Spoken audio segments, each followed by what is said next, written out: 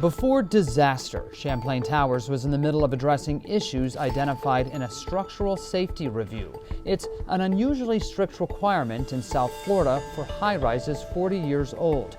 Kit Miyamoto runs a global building engineering firm. They recognize that so-called maintenance issue exists in the Miami area, I believe, and also that obviously right next to the ocean. Our review of building codes in 7 big cities shows the norm is to require checking structural integrity only when a tower is new. After that, cities do different things. We found a lot of places with skyscrapers call for regular checkups of exteriors, where things might fall off and hurt someone below.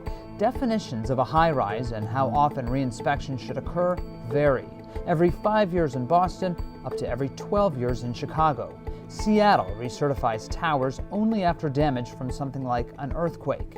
Houston says you have to inspect apartment buildings every 4 years, but not condominiums unless someone makes a complaint. The International Code Council develops model building codes. Currently, those guidelines don't say anything about whether a high-rise should be re-inspected, only that they should be maintained and stay structurally sound. That may soon change. We're going to have to be more diligent, I think, in the future. Dominic Sims is CEO of the Code Council.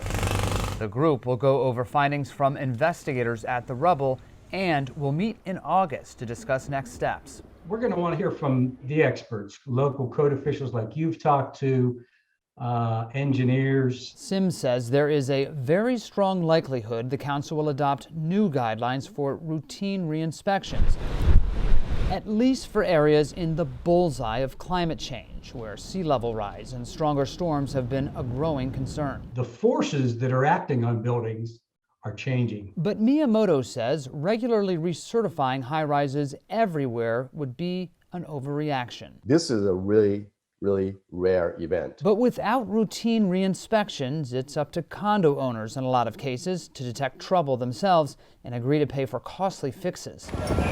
While we don't know what brought down part of Champlain Towers, we do know owners have been grappling with repairs an engineer warned would be extremely expensive. There was leaks in the garage, there was cracks on the balconies.